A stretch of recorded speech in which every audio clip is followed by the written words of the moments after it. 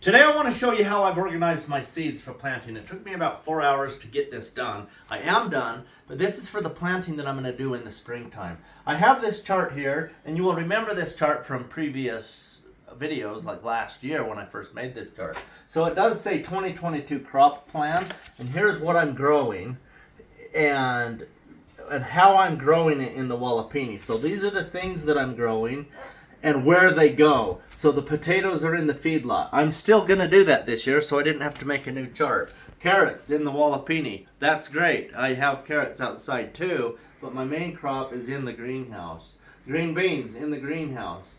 And so this is my plan of my major crops to feed my family. And then this is the plan of where they go in the beds in the greenhouse. So this was 2022, but I've changed where they go. What I'm growing is the same, where they go is different. So this is my 2023 plan. I drew this up, and this is where those things will go. A lot of these things are direct seeded. A lot of these things are transplanted. So here's how I've organized my seeds.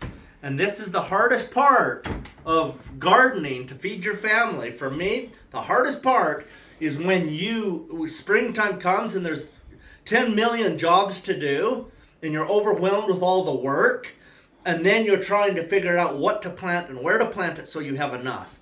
So I have been through decades of fighting that every year. Last year was the first year that I organized it, and it worked so perfectly, because here's all I have to do. On a day when it's time to plant and I'm super stressed about all the work, because right now in the winter there's not that much work to do. We read, we write, we edit. It's fun.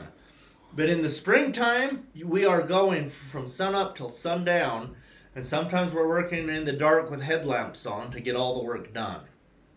So during that very hectic, busy time of growing food, here's all I have to do. Come in here, and I grab this bag, and I throw it down right here, and it tells me what to do. Plant this bag, 2023, June, the first week of June, south field after rolling down the cover crop. Everything that goes in that field is right here. Okay, so here's this one. And this one, that's my carrot seed. This is the carrot seed that I grew myself. These are the Anasazi beans I grew myself.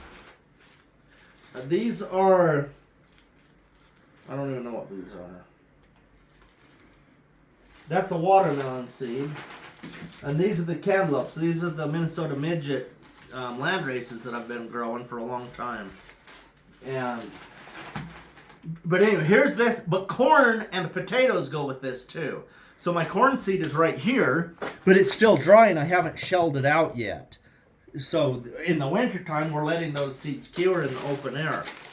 But so those corn seeds, once I get them shelled out this winter, they will be in a bag to go in here. And then I will grab this tool right here, and I'll grab these, and we'll go out to that field once it's rolled down. I'll smash this in the ground, and I'll put a corn seed, an Anasazi bean seed, and a carrot seed in the ground. And then 15 inches away, we do it again. And then about every 5 plants, I'll go like that, and I'll grab a seed potato and I'll put it in. Okay, I gotta ask you this. Now, this is not about that, but I want you to just mention it briefly. Normally, you would not plant carrots 15 inches apart, but that's not why you're planting carrots. You're not planting for production in there. Yeah. Tell them why you're planting just briefly. You have to have 4 plant families growing together in one space so that the roots are mingling, so that you grow the maximum amount of microbes in the soil, so that they will do a phenomenon called quorum sensing, which turns on the genetics in the plant's roots that give you secondary metabolites, and secondary metabolites give you natural disease prevention and pest prevention in your plants, and it gives you maximum flavors and nutrient-dense food. Should I keep going? Well, that's this good. This is a completely different video. Yeah, I know, it is. I just wanted to mention that because carrots, normally you would not be planting them 15 inches apart. Well, this is not for production. It's because plants require a community the same way people do. They need diversity. Yeah, we don't want to monocrop anything. Yeah. So have I ever done this before? No. Is this a big fat scientific experiment? Yes. We're so excited Is it about going to work?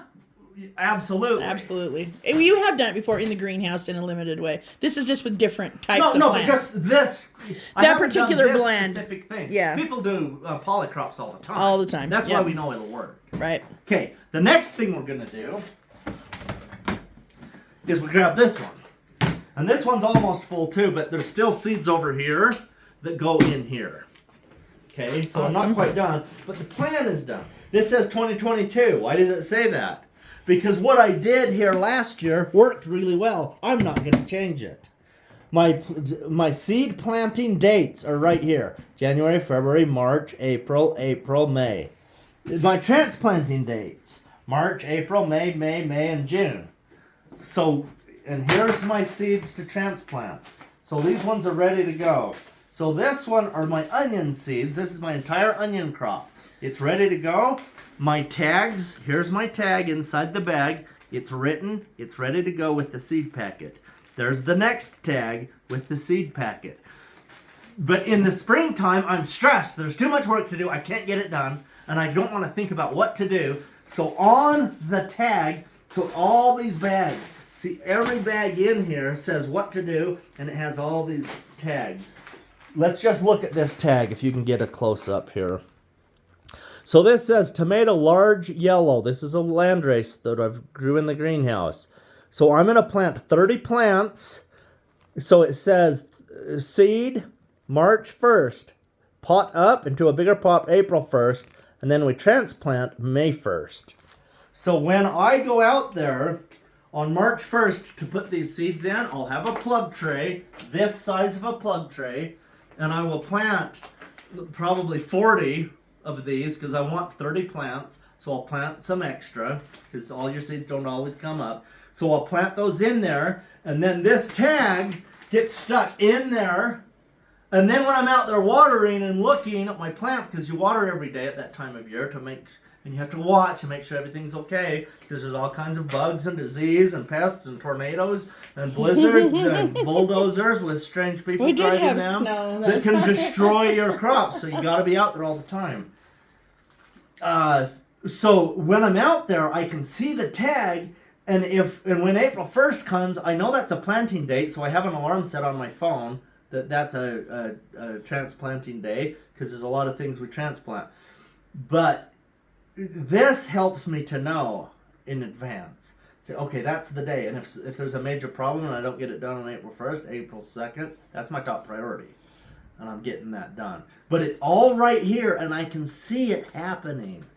So I don't have to make the tags later on. It saves an amazing amount of time. This worked so good last year that I'm doing it exactly the same And this this year. kind of planning is great for people who want a garden but feel a little overwhelmed with everything that has to be done. Because this helps you see it all clearly, and it's all written out for you. You just follow the checklist, essentially. Anyway, here's the rest of my seed cover. These are all extra seeds of different kinds. It looks great. Hopefully this helps you to plant your seed.